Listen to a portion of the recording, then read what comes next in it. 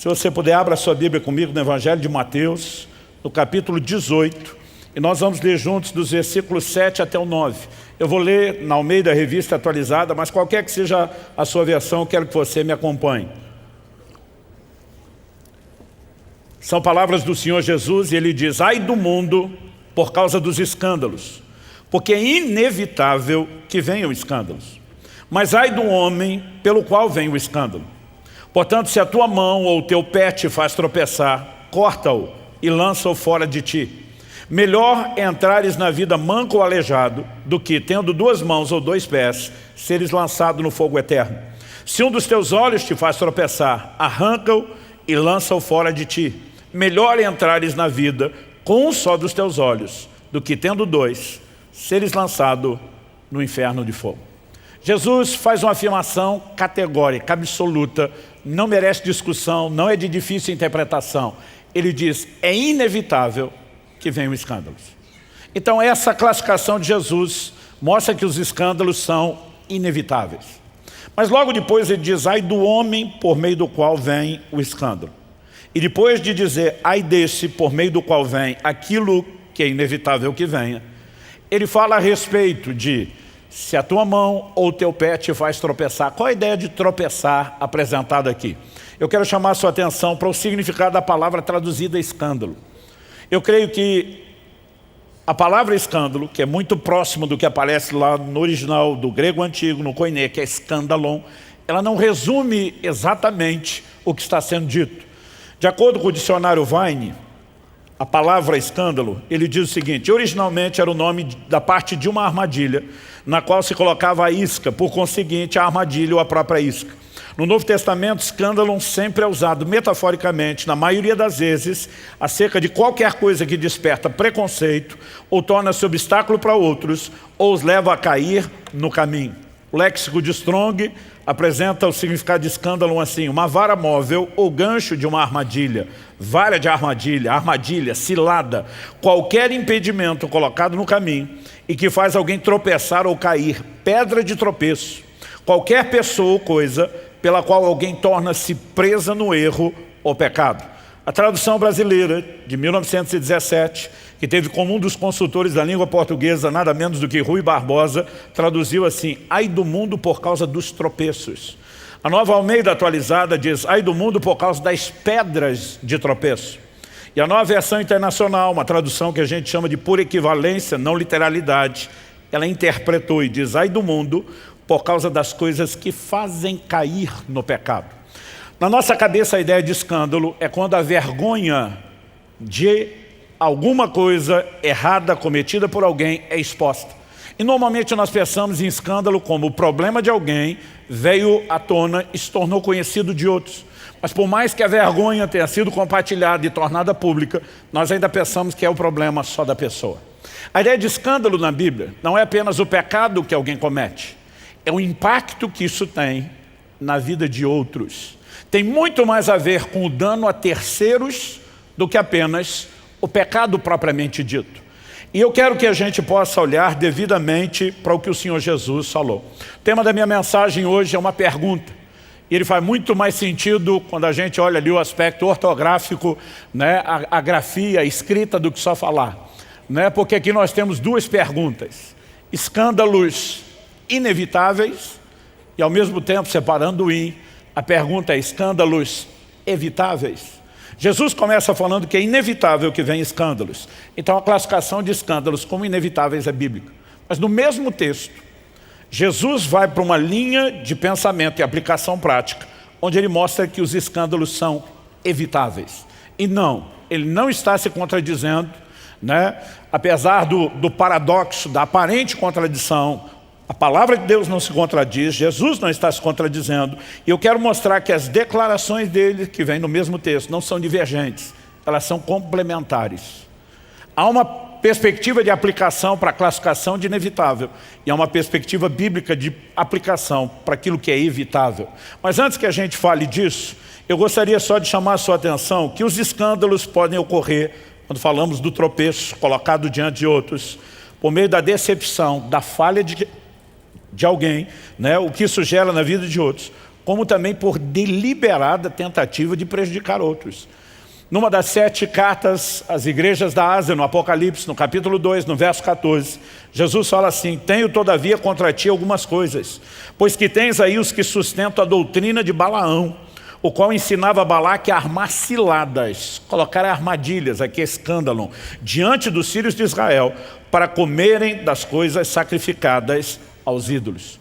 Então, a ideia de escândalo não é só o pecado que alguém comete, mas o como isso pode se tornar uma pedra de tropeço, atrapalhar outros. Vou repetir o que eu falei antes.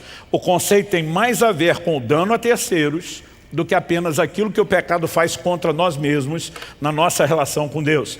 E o contexto deixa isso muito claro. Porque nós lemos os versículos 7 a 9 de Mateus 18.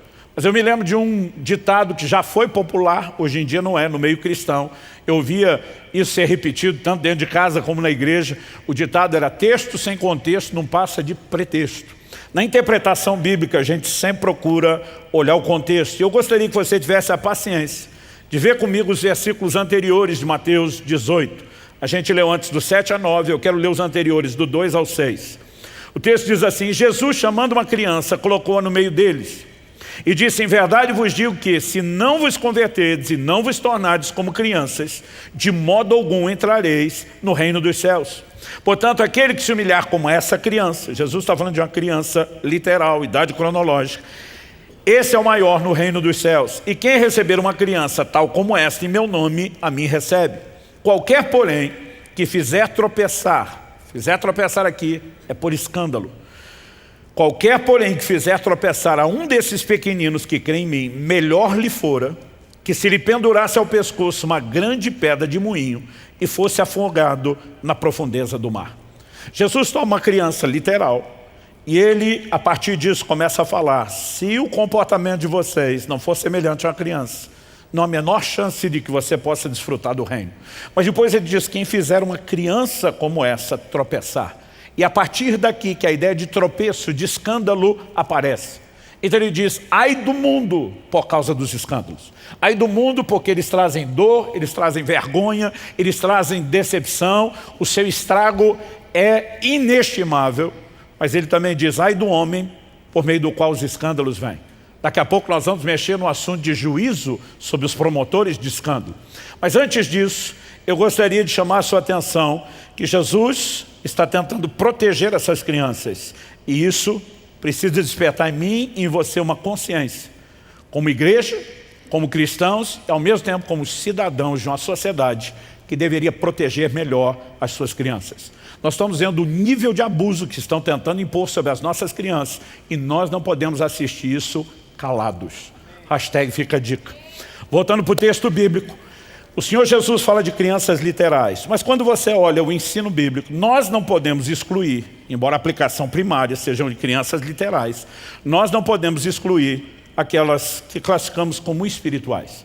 Em 1 de Pedro 2,2, a Escritura diz: como crianças recém-nascidas, desejem o genuíno leite espiritual, para que, por ele, lhe seja dado crescimento para a salvação. Então você vai ter adultos de idade avançada que acabaram de nascer de novo, e espiritualmente falando, são crianças. Obviamente Jesus não falava só dessas pessoas, mas quando ele fala de não escandalizar os pequenos que creem neles, são os pequenos, os baixinhos literais, mas são aqueles de uma estatura espiritual ainda não desenvolvida, que também são sujeitos a um forte impacto que o nosso comportamento, seja positivo ou negativo, pode proporcionar. É diante dessa ideia que o Senhor Jesus vai apresentar o seu ensino. E eu acredito que nós precisamos ter isso muito claro na nossa mente. A vida cristã não diz respeito apenas à forma como eu e você nos conduzimos diante de Deus, mas a maneira como eu e você decidimos nos conduzir diante de Deus vai afetar a vida de outras pessoas e nós precisamos levar em conta os outros e não apenas a nós mesmos. A pergunta a ser feita é: qual o impacto que o bom testemunho tem na vida de outros? E ao mesmo tempo, a outra pergunta a ser feita é: qual o impacto que o mau testemunho pode ter na vida de outros? No meu primeiro ano como pastor, estamos falando de 30 anos atrás, eu me lembro de uma conversa que eu tive numa oficina mecânica lá em Guarapuava. Eu frequentava com uma certa regularidade a oficina, ela era de um novo convertido, recentemente havia entregado sua vida a Jesus lá na nossa igreja, estava dando os primeiros passos e eu visitava com uma certa recorrência, porque pensa num carro que ia quase tanto na oficina como eu tinha que ir ao supermercado. Eu brinco que aquele carro não podia ver um camarada assim, com um macacão sujo de graxa, que ele ameaçava dar problema. Uma vez estava dirigindo, passei perto de um cara com um macacão sujo e o carro ameaçou falhar. E eu falei para o carro, larga a mão de ser besta, aí um borracheiro, não é nem mecânico, pum, estourou um pneu. Vocês têm ideia de como era. Não era frequente. E eu estou lá conversando a respeito do carro e dos problemas que inevitavelmente estavam para acontecer. E esse mecânico falando comigo, de repente ele vira para mim. Ele me olha de uma maneira muito fixa e eu não consigo esquecer essa experiência de quase 30 anos atrás. E ele muda completamente a conversa. Do nada ele olha para mim e diz, pastor, nunca caia. Falei, como é que é? Ele diz, nunca caia. Tem muita gente olhando para o senhor. E se o senhor tropeçar, o strike vai ser grande. Eu não consigo descrever como o temor de Deus se apoderou de mim naquele momento. Eu sabia que aquele novo convertido não estava falando algo de si, da cabeça dele, ele não tinha maturidade espiritual nem para aquilo. Eu entendi que aquilo era uma manifestação da parte de Deus por meio daquela pessoa. E aquela palavra entrou com força, porque apesar de já estar no ministério, eu por ser ainda muito novo e imaturo, nunca tinha parado para pensar que a forma como eu decido viver espiritualmente não afeta apenas a mim, mas afeta a vida de outros. E a partir daquele momento, de alguma maneira, eu comecei a compreender, se eu tropeçar, o dano não é só meu. Eu posso trazer dano a muita gente. Naquela época eu não imaginava quantos milhares de pessoas afetaríamos diretamente e quantos, muitos mais milhares afetaríamos indiretamente. Mas, desde então, eu comecei a procurar entender o que é que a palavra de Deus diz a respeito do assunto que hoje, talvez pela primeira vez nesses 30 anos, ele esteja pregando no formato de uma mensagem organizada e elaborada. E a primeira coisa que eu quero que a gente discuta é o que é evitável e o que é inevitável. Na verdade, vamos começar pelo inevitável, porque Jesus falou primeiro disso. Quando ele afirma, é inevitável que venham escândalos, não tem mais o que discutir, o que interpretar, o que relativizar. O Senhor Jesus diz, vai acontecer e ponto final. É certo, a pergunta a ser feita é quando, onde, por meio de quem? Mas que vai acontecer, vai acontecer. E aí você precisamos ter em mente que o Senhor Jesus estava tentando nos preparar para lidar com a realidade dos escândalos. Nós não podemos de forma alguma tentar dizer que isso não vai acontecer no nosso meio. O Senhor Jesus diz, é inevitável que venham escândalos. Ponto. Agora, do que é que Jesus está falando? Quando ele simplesmente muda e diz, mas ai do homem pelo meio de qual vem. Jesus muda uma conversa que é coletiva. Escândalos em toda a humanidade. E ele agora vai falar de um indivíduo. Ai daquele por meio do qual vem. É quando Jesus torna um assunto agora individual e não coletivo. Que ele vai dizer, se a tua mão ou o teu pé te fazem tropeçar, promovem escândalos, pedra tropeço para você ou para os outros, e descorta e arranca de você. Jesus não está aqui advogando uma amputação literal. Ele não está advogando uma automutilação literal. Até porque não é a sua mão, o seu pé que pecam sozinho. Eles normalmente executam o que estão dentro de você. Não adianta você se livrar deles e a maldade vai continuar dentro de você. O que Jesus está dizendo é que nenhum sacrifício é alto demais para se evitar escândalos. Mas ele está dizendo que escândalos são evitáveis. Onde? Na perspectiva individual. Vamos tentar explicar isso melhor. Quando falamos da perspectiva coletiva, em termos de humanidade, e vamos deixar de lado a humanidade, quando a gente pensa nos ímpios, natureza pecaminosa, caída, governados pela velha natureza. Vamos falar de crentes que nasceram de novo, têm uma nova natureza, mas não viveram todo o processo de santificação e transformação. Ou seja, são falíveis, sujeitos ao erro, à possibilidade de queda. Nesse ambiente de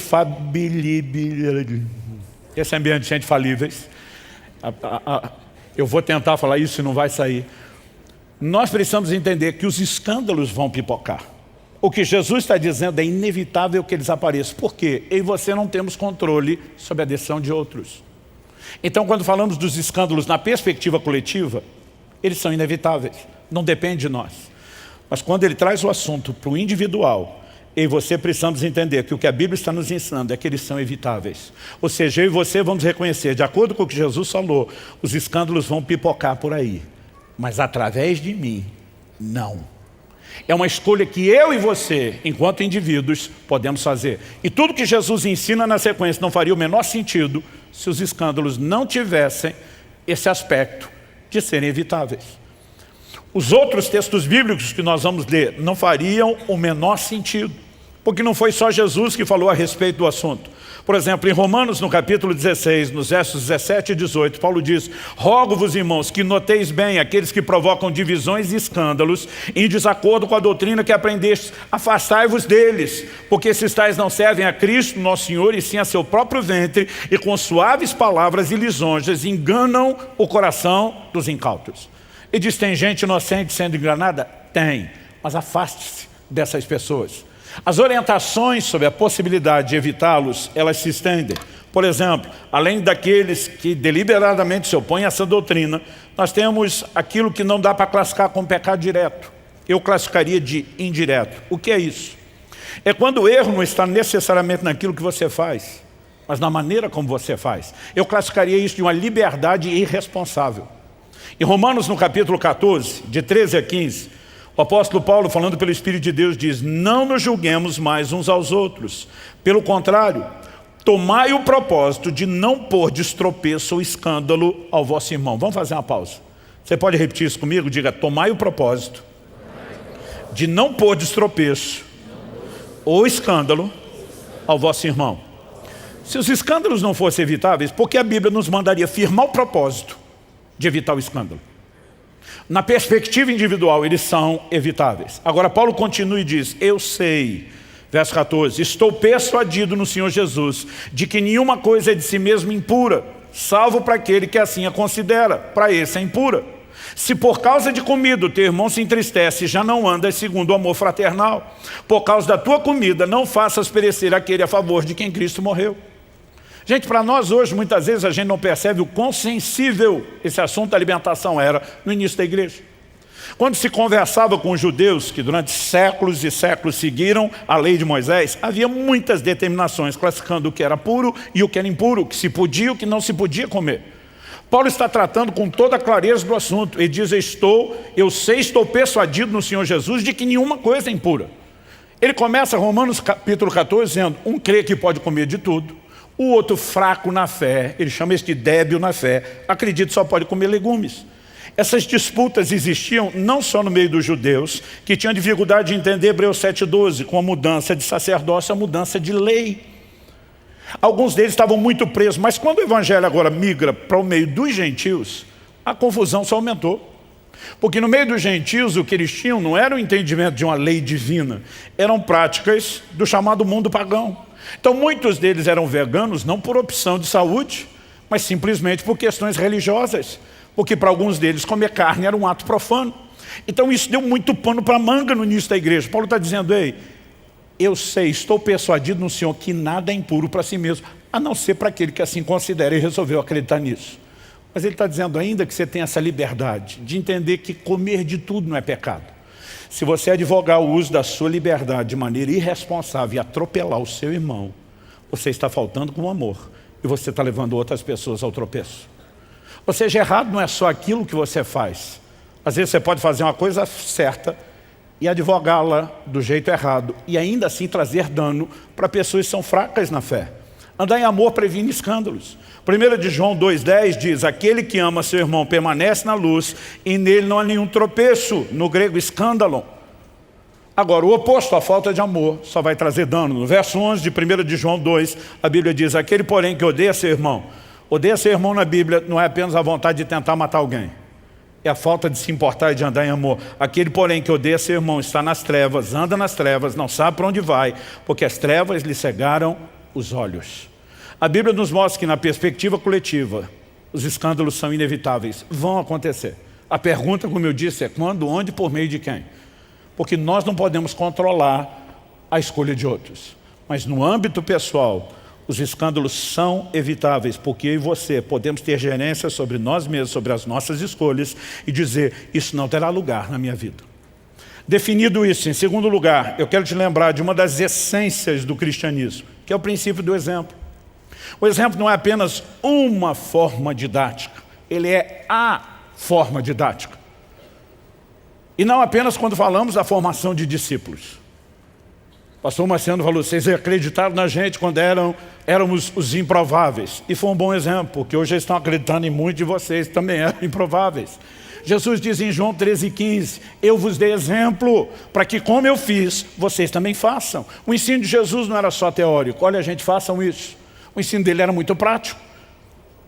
E era fundamentado no quê? No seu exemplo. Cristo se torna a nossa referência, o nosso padrão de fé. E Paulo em 1 Coríntios 11:1 diz, sejam meus imitadores, como eu sou de Cristo. Paulo está dizendo, eu decidi segui-lo como referencial. E à medida que eu me alinho com ele, eu me torno referencial e modelo para vocês. Quando eu era garoto, eu ouvi tanto na igreja uma frase, que eu cheguei quase a acreditar que ela era parte da Bíblia. A frase que a gente ouvia era, não olhe para o homem, olhe para Jesus. Eu acho que essa frase fez tanto bem quanto mal. Tinha o seu aspecto positivo e negativo. Qual era o aspecto positivo? Quando alguém se decepcionava com a queda de outro, especialmente de um líder, lembrar essa pessoa de olhar para Jesus, em primeiro lugar é bíblico. Hebreus capítulo 12, verso 1, olhando firmemente para Jesus, o autor e consumador da nossa fé. Os nossos olhos devem estar nele. Agora, se a frase for usada para se eximir da responsabilidade do bom testemunho e do exemplo, aí nós temos algo caótico, catastrófico. Por quê? Nós temos a responsabilidade de imitar o exemplo de Jesus e dessa forma nos tornar referencial e exemplo aos outros. E, gente, isso não diz respeito só à fé.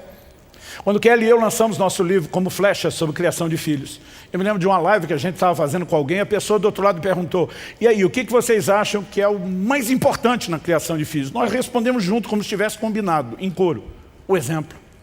Porque não adianta você dizer para os filhos, faça o que eu falo, mas não faça o que eu faço. O exemplo tem um peso, tem um poder extraordinário. E no reino de Deus é a maneira através da qual nós reproduzimos na vida de outros aquilo que temos reproduzido da parte de Cristo na nossa própria vida. Quem está entendendo, diga amém.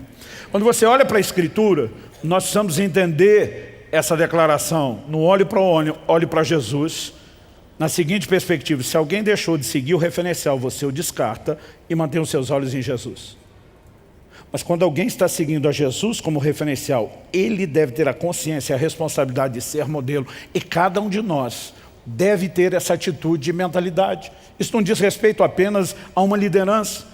A responsabilidade de não escandalizar não se limita a líderes. De ter um bom exemplo não se limita a líderes. Eu citei Romanos 14:15, Paulo está falando para todo cristão, se o seu irmão se entristece por causa da comida, você não está andando segundo o amor. Isso tem nada a ver com liderança, tem a ver com o comportamento do dia a dia. Na hora da refeição, não era nem no culto. A responsabilidade que eu e você temos de um bom comportamento, leia-se, testemunho de vida, é porque ele embeleza, de acordo com a Escritura, a doutrina de Cristo. E a falta dele, nós podemos dizer que macula, enfeia a doutrina de Cristo. Se a gente puder inventar o verbo enfeiar. Em Tito capítulo 2, de 7 a 10, nós lemos, verso 7. Paulo diz, seja você mesmo um exemplo de boas obras. Você pode repetir isso? Diga comigo. Seja um exemplo de boas obras. Paulo diz, no ensino mostre integridade, reverência, linguagem sadia e irrepreensível, para que o adversário não seja envergonhado. Para que o adversário seja envergonhado, não tendo nada de mal a dizer a nosso respeito. Ele está dizendo que um bom testemunho cala a boca de qualquer opositor da fé. Ele segue dizendo, quanto aos servos, que sejam em tudo obedientes ao seu Senhor, dando-lhe motivo de satisfação, que não sejam respondões, nem furtem, mas que deem prova de toda a fidelidade, a fim de que em todas as coisas manifestem a beleza da doutrina de Deus, nosso Salvador. Uma outra tradução diz, a fim de ornarem, embelezarem a doutrina de Deus. O bom testemunho embeleza a doutrina. O mal acaba com a beleza da doutrina. Ou seja, nós temos a responsabilidade de viver um evangelho que não seja meramente teórico, que seja prático, que manifeste exemplo, boa conduta. Quem está entendendo, diga amém. Então, quando falamos de escândalo, nós estamos falando de pessoas que deixaram de ser boa referência, bom exemplo, para se tornar uma péssima referência e um mau exemplo. Agora, a pergunta a ser feita aqui na sequência, depois de pensar no que é evitável e o que é inevitável, entender o princípio de exemplo, e aqui eu quero gastar um pouquinho mais de tempo nesse terceiro lugar, é como lidar com os escândalos. Se na perspectiva coletiva, eles são inevitáveis e vão aparecer, a pergunta é só quando, onde, por meio de quem? Quando surgirem, como eu e você vamos lidar com isso? Eu acredito que Jesus, que era intencional em tudo que falava e ensinava, Ele queria nos preparar para isso. Eu sempre digo que a decepção é proporcional à expectativa. E muitos de nós criamos fantasias, expectativas são fantasiosas, exageradas, a respeito de muitas coisas. Alguns entram no casamento com uma expectativa acima da realidade e a decepção será proporcional. Outros tendem a viver ou procurar viver a vida profissional dessa forma. Em todas as áreas funciona assim e na igreja não é diferente. Essa é a razão pela qual, desde o início da igreja, 18 anos atrás, eu lembro que durante muitos anos só eu dava aqui o curso de membresia. Era um momento de, usando a linguagem dos meus amigos nordestinos, dizer onde é que você está amarrando seu jegue. Então a gente dizia, a igreja assim, nós cremos nisso, nós trabalhamos dessa forma. E desde o início eu dizia, no final vou fazer uma promessa a vocês. O povo ficava curioso, a gente dizia, pastor, a promessa, eu dizia no finzinho. E quando chegava o fim, se não falava, sempre tinha um que cobrava. Pastor, a promessa. Eu dizia, a minha promessa é a seguinte, nós vamos falhar com vocês. Então eu dizia o quê? Eu dizia, eu garanto, empenho a minha palavra, que nós vamos falhar com vocês. Nós não queremos, mas em algum momento eu sei que nós vamos falhar. Agora, nesse ambiente, onde nós não queremos falhar, mas vamos falhar, quando falhar, nós vamos manifestar uma grande disposição de consertar depois. As pessoas diziam, pastor, por que essa promessa? Eu dizia, porque eu quero derrubar a sua expectativa. Nós não somos um ambiente de gente perfeita. Nós vamos falhar. E quando eu olho para Jesus ensinando essas coisas, eu acredito que não é muito diferente. Nenhum de nós pode deduzir que mesmo líderes estejam acima de qualquer suspeita. Isso não existe no mundo cristão, numa fé ensinada nas Escrituras. Nós temos a mania de olhar para homens e mulheres que Deus usa quase como aquela mentalidade dos gregos antigos, são semideuses. Não. Quando a Bíblia fala de homens que Deus usou como Elias, diz semelhantes a nós, sujeitos às mesmas paixões. Traduzindo, farinha do mesmo saco. Eu e você precisamos entender isso. Por exemplo, 1 Timóteo capítulo 5, verso 19. Paulo diz assim, não aceite denúncia contra presbítero. Na cartilha de alguns líderes, o versículo só vai até aqui e para. Isso poderia sugerir que então eles estão acima de qualquer suspeito. Quem são os presbíteros? Não são apenas os pregadores, os pastores. Eram os homens de governo que lideravam, supervisionavam a vida da igreja. Mas ele continua e diz, não aceite denúncia contra presbítero, a não ser exclusivamente sobre o depoimento de 2 ou 3 testemunhas. Ele está dizendo, se for só a palavra de um contra o outro, o processo disciplinar não anda. Porque essas pessoas não chegaram até esse lugar sem construir uma vida de exemplo. Em 1 Timóteo 3, Paulo diz, se alguém almeja episcopado, excelente obra almeja. Ele diz, mas o bispo tem que ser, e aí vem uma lista de qualificações. Se você soma a lista que ele faz dos bispos, na sequência dos diáconos, eliminar as repetidas, você tem uma lista de 16 características explícitas. Dá para tomar mais uma ou duas por inferência. Das 16 explícitas, só uma diz respeito à habilidade, apto para ensinar. Todas as outras 15 são traços de caráter. Agora, qual é o modelo de formação de líder da igreja, generalizando dos últimos séculos? A gente manda um camarada 4 anos para o seminário estudar teologia, aprender muito para voltar apto para ensinar. Só que 15 das 16 características são traços de caráter, e a maioria sai de 4 anos de teologia, sem nunca ter tido uma aula sobre caráter. E nós começamos a tornar o processo de formação de líderes cada vez mais complicado. Por quê? Valorizamos habilidades e subestimamos a importância de um caráter. De acordo com o princípio bíblico, para chegar lá, ele tinha que ter uma história exemplar. Mas se depois de chegar, perder o exemplo, tem que sair do lugar que está. Apocalipse capítulo 2, carta à igreja de Éfeso, o Senhor falando com o anjo, o mensageiro da igreja de Éfeso, disse, se você não se arrepender, eu tiro de você o candeeiro que eu lhe entreguei. Se você ler Apocalipse 1, na visão João vê 7 estrelas e 7 candeeiros. A Bíblia diz que os 7 candeeiros eram as 7 igrejas. E as estrelas eram os anjos, os mensageiros das igrejas. O Senhor está falando para o mensageiro, se você não arrepender, eu tomo de volta a igreja que eu lhe confiei. Porque para entrar no ministério tem que ser exemplar e para permanecer também. Se o exemplo for comprometido, a liderança também está comprometida. Agora, quando a Bíblia apresenta líderes falhos, sujeitos a processos disciplinares, eu e você vamos tentar criar uma ideia de que isso nunca vai acontecer. Eu queria poder prometer a você que no nosso meio isso nunca vai acontecer, não posso, até porque já aconteceu. Anos atrás, quando ainda usávamos o prédio e a estrutura da Água Verde, Eu passei um dos momentos de maior dor e vergonha da minha vida. Tive que vir diante da igreja anunciar não apenas um processo disciplinar para um membro da equipe pastoral, mas tive que publicamente pedir perdão pela má conduta de um dos nossos. Eu nunca senti tanta dor no meu coração, tanta vergonha, como naquele dia que eu tive que vir a público. Ou seja, quando nós olhamos para a nossa própria história, não dá para garantir que os escândalos não acontecerão. A pergunta é, quando acontecerem, como eu e você vamos nos conduzir? Como eu e você vamos nos comportar? Agora preste atenção, isso não significa que esteja tudo bem falhar. Jesus diz, ai do homem por meio do qual vem escândalos. Sabe o que ele está dizendo? Ele diz, eu vou tratar do assunto com seriedade. É mais grave do que a maioria de vocês imaginam. Em Mateus, no capítulo 13, nos versos 41 e 42, no final da parábola do joio e do trigo, Jesus diz, mandará o Filho do Homem e os seus anjos, que ajuntarão do seu reino todos os escândalon, os promotores de escândalos, as pedras de tropeço, e os que praticam a iniquidade, os lançarão na fornalha acesa. Ali haverá choro e ranger de dentes. É indiscutível que haverá juízo. Jesus fala de pessoas que no último dia vão dizer, Senhor, no teu nome nós expulsamos demônios, nós profetizamos, nós curamos enfermos. Ele não vai dizer mentira, não fizeram isso. Ele não vai dizer coisa nenhuma, não foi no meu nome. Ele vai dizer, apartai-vos de mim, vocês praticam iniquidade, eu não vos conheço. Sabe o que ele está dizendo? Vocês não me representam. Porque fazer as minhas obras sem manifestar o meu caráter não dá a vocês o direito de me representarem. Então nós não podemos olhar e simplesmente dizer, não, não vai acontecer. Ao mesmo tempo, quando acontece, a gente diz, o juízo será severo. Ao mesmo tempo, precisamos entender que pessoas, como Davi, chamado de um homem segundo o coração de Deus, que caem e se arrependem, precisam encontrar no nosso meio um ambiente de restauração. Gálatas capítulo 6, verso 1, nos fala a respeito disso. O texto diz de uma maneira muito clara, irmão, se alguém for surpreendido em alguma falta, vocês são espirituais, restaure essa pessoa com espírito de brandura. Outra versão diz com mansidão.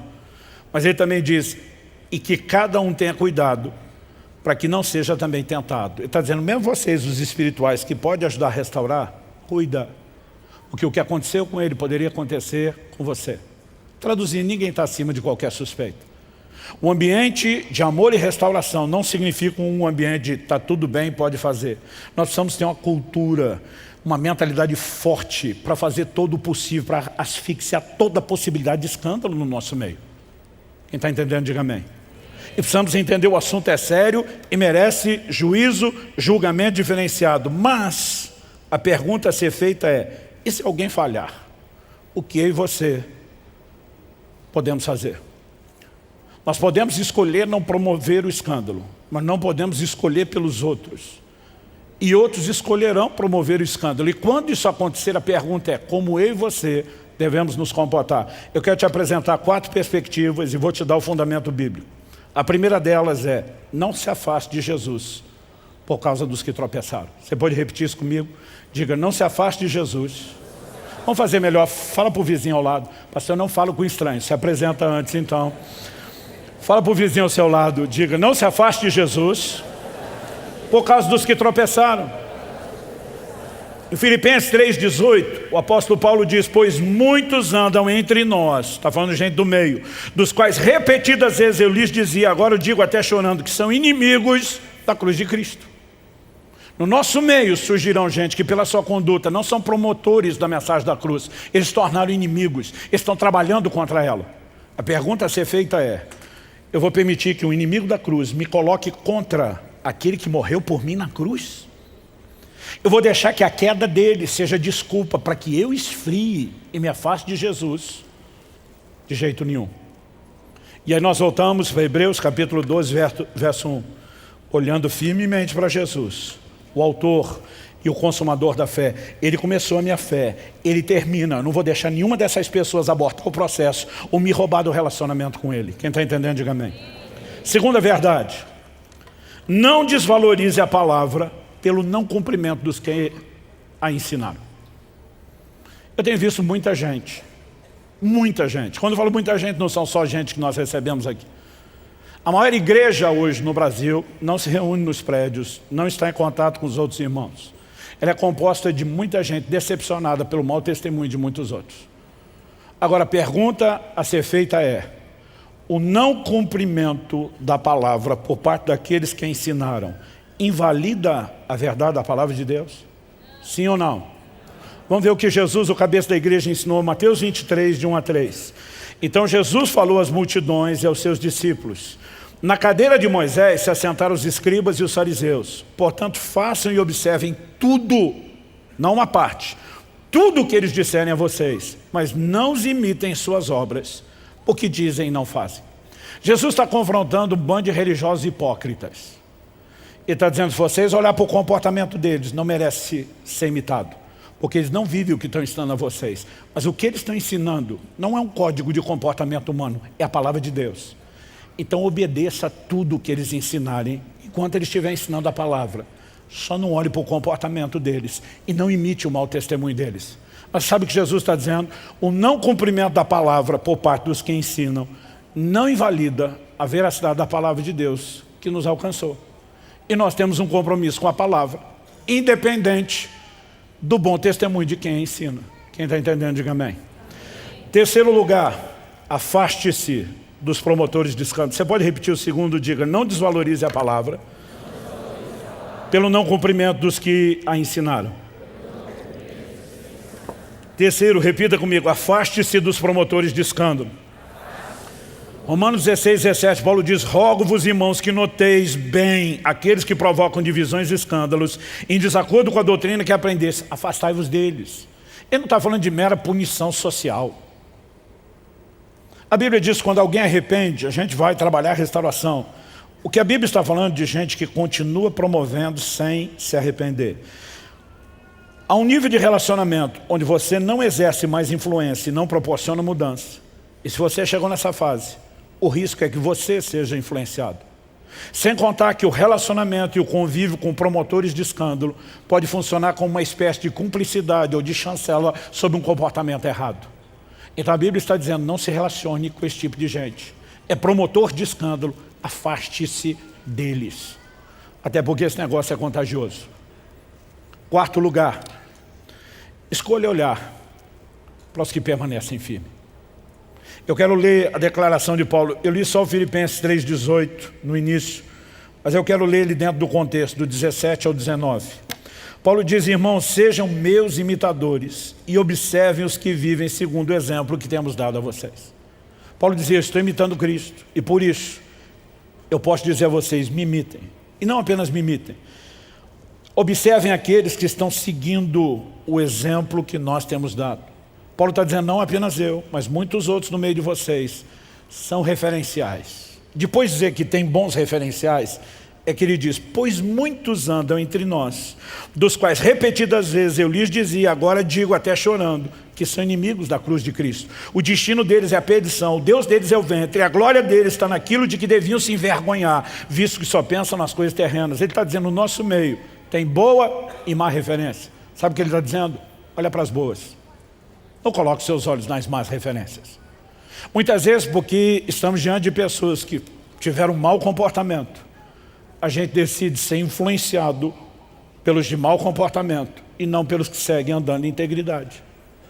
Quando tive que vir a público pedir perdão pela conduta de um dos pastores da casa, eu me lembro que não foi um, dois ou três, vários irmãos e irmãs diferentes, sem ouvirem uns aos outros, me procuraram no final do culto e disseram: pastor, a gente sabe que o seu coração está despedaçado pelo que aconteceu, mas nós queremos que o senhor saiba que nós podemos olhar para todos os outros de vocês que permanecem firmes e dando um bom exemplo.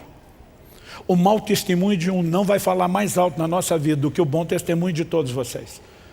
Eu lembro de gente dizendo: a sujeira não foi varrida para debaixo do tapete. Vocês trataram dessas coisas publicamente, mostraram o compromisso com Deus. Nós escolhemos olhar para vocês. E sabe, eu e você precisamos ter isso em mente, que nós podemos escolher em quem que nós vamos colocar os olhos.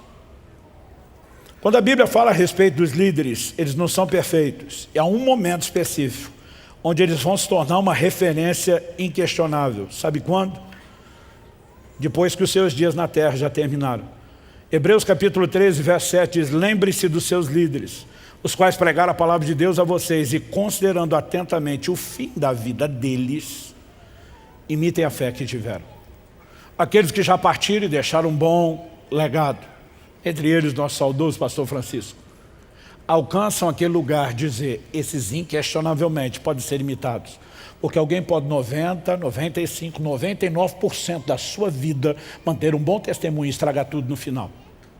Mas quando nós terminamos a carreira com uma vida de integridade, de referência, de bom exemplo, então o legado do bom exemplo se perpetua. Até que a gente chegue esse dia, eu não estou dizendo que a gente vai desconfiar de tudo e de todos. Mas nós precisamos entender que coletivamente os escândalos são inevitáveis, podem surgir.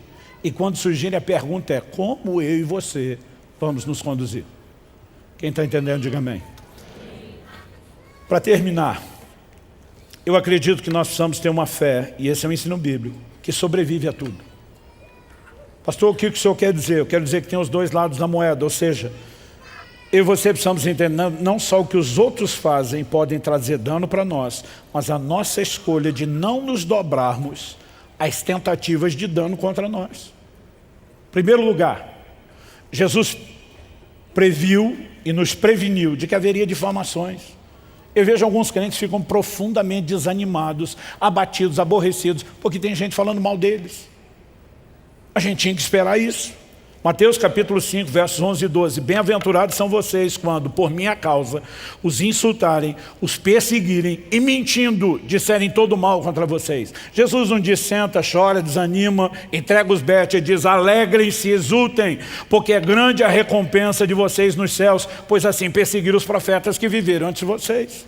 Eu e você precisamos de uma fé resiliente.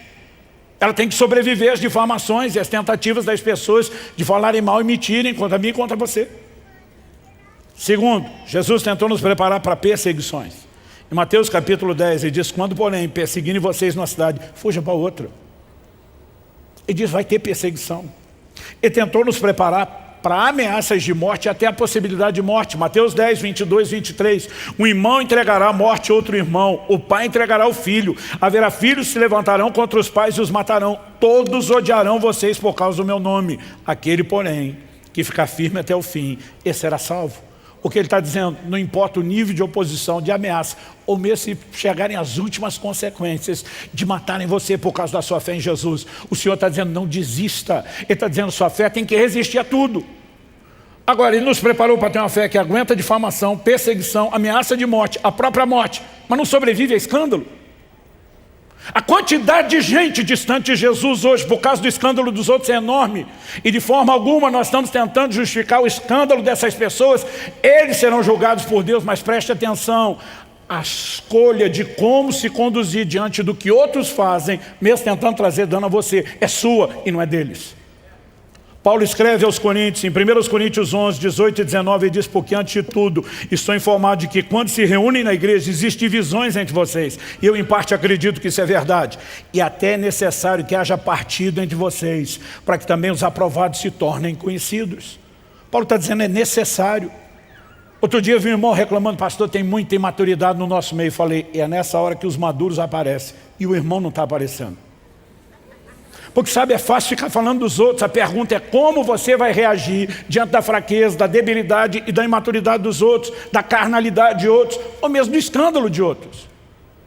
Em Atos 20, 29 e 30, Paulo numa conversa com os presbíteros de Éfeso, numa reunião que aconteceu em Mileto, ele diz, eu sei que depois da minha partida aparecerão no meio de vocês lobos vorazes que não pouparão o rebanho, e que até mesmo entre vocês levantarão homens falando coisas pervertidas para arrastar os discípulos atrás de si. Agora a gente acredita que isso ia acontecer naquela época, mas não hoje.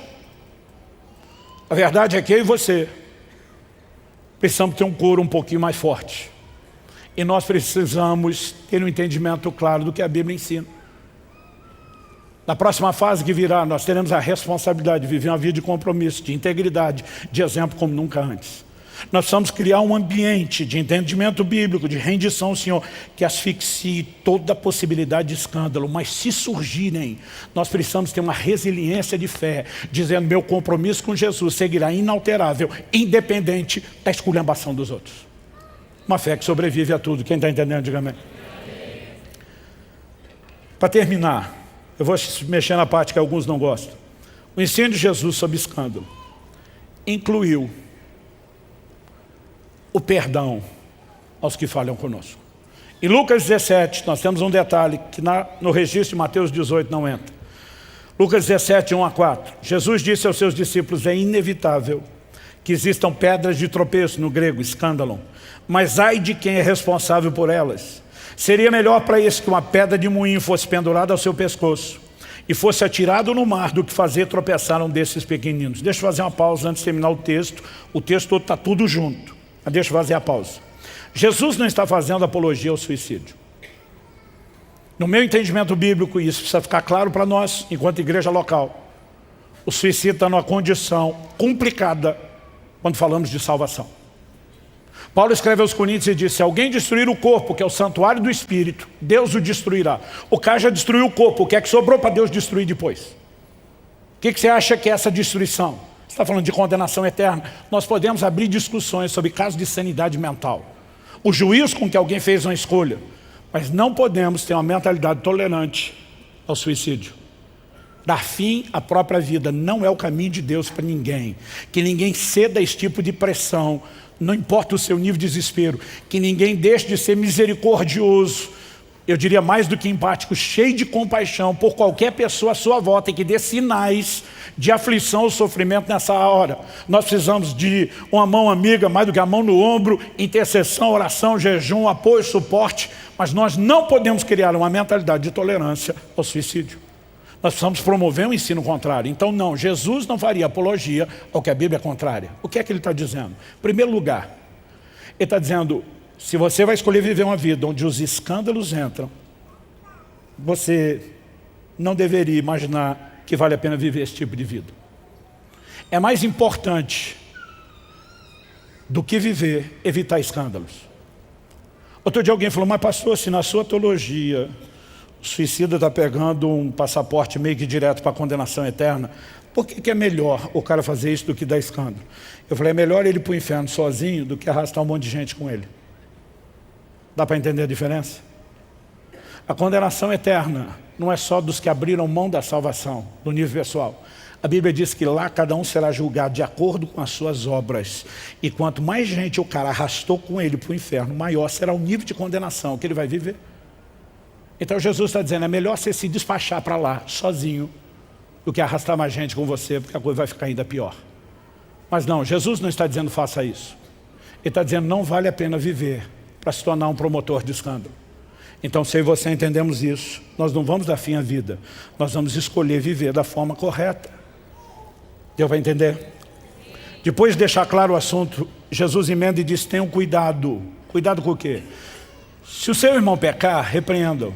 Se ele se arrepender, perdoe-lhe. Se pecar contra você 7 vezes num dia, 7 vezes vier para lhe dizer, estou arrependido, perdoe. O assunto do perdão é extenso. Mas eu tenho visto muita gente que, machucado pelo mau testemunho de outros, permite que o veneno comece a entrar no seu coração. Alguém definiu o ressentimento mais ou menos com o seguinte exemplo, para indicar a falta de inteligência dele. Diz, o ressentimento guardado no coração é algo assim semelhante a você beber todo dia um pouco de veneno, esperando que quem te feriu morra. Quem está morrendo é você. Muita gente está carregando dano da escolha de outros, de um mau comportamento, porque abrigou no seu coração a dor da decepção. Quando Jesus diz, ai do mundo por causa dos escândalos, gente, isso é trágico. Não há outra forma de definir. Mas eu e você podemos parar o efeito disso no nosso coração. Nós podemos ter uma blindagem em Deus, onde a gente diga, eu não vou sucumbir à escolha errada de outros. Estão me entendendo? Para concluir, reconheça que quanto a outros os escândalos são inevitáveis. E nessa perspectiva, prepare-se para eles. Mas reconheça que quanto a você, na perspectiva individual, os escândalos são evitáveis. Não faça suas escolhas de forma egoísta ou leviana. Um crente quando tropeça nunca está afetando só a si. Nunca está prejudicando só o seu relacionamento com Deus. Ele vai afetar outras pessoas. Reconheça que você é um candidato e procure andar em vigilância e usar os recursos de Deus. Eu tenho uma oração que eu faço desde o início do ministério. Eu com frequência digo a Deus, Senhor, se algum momento a corda for romper para o meu lado, eu não for segurar a onda, eu não for dar conta, eu lhe imploro que o Senhor me leve antes. Significa que eu não quero viver? Não. Significa que não vale a pena viver se for para macular o nome do Senhor, se for para desonrá-lo.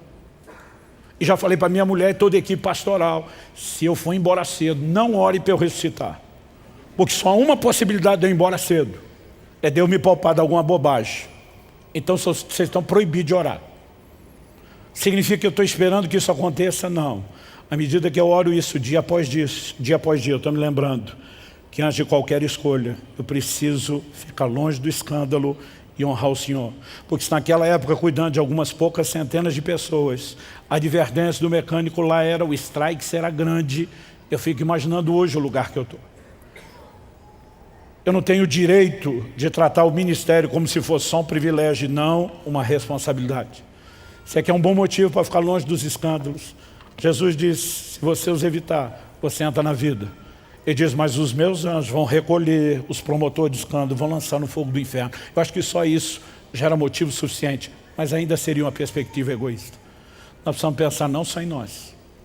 Nós precisamos pensar no impacto que a nossa maneira de viver terá sobre as pessoas. Talvez você não escolheu uma vida de pecado, mas talvez você escolheu ser um crente medíocre, na média, para não dizer abaixo dela, meia boca. A pergunta é: qual o impacto que você está exercendo sobre as outras pessoas? Ah, pastor, não desviei ninguém, mas quanta gente se inspira? Nós precisamos pensar que as escolhas que fazemos vão produzir impacto na vida de outros. E Deus nos julgará, não só pelos efeitos das nossas escolhas, na nossa própria vida, mas pelo impacto na vida de outros. Não dá para deixar isso de fora do Evangelho. E se a gente tentar deixar, nós vamos estar só brincando de igreja e de Evangelho, e uma brincadeira de muito mau gosto. Então que Deus nos ajude, debaixo do temor do Senhor, a entender a importância de uma vida de santificação, de integridade, de compromisso, de fidelidade e de bom exemplo. Se nós queremos passar de fase, nós vamos ter que entender isso de uma maneira bem mais profunda. Você recebe essa palavra em nome de Jesus? Alguns falaram amém, em vez de amém. Vamos ficar em pé para parecer que está acabando. Senhor Jesus, nós suplicamos graça e favor do alto, para que haja não só entendimento racional, mas espiritual da Tua palavra. Para que haja aquela aplicação personalizada que só o Teu Espírito pode produzir. Para que a Tua palavra, como o Senhor falou por boca do profeta, cumpra o propósito pelo qual tem sido enviada. E nós oramos que não seja só aqui e agora, nessa reunião, mas que depois deixarmos esse lugar, que aquilo que o Senhor começou continue. Que mais do que informação, mais do que alinhamento, a Tua palavra produza resultados maiores e progressivos na nossa vida. Que o temor do Senhor toque de uma forma particular os nossos corações. Nós oramos em nome de Jesus. Em nome de Jesus. Amém.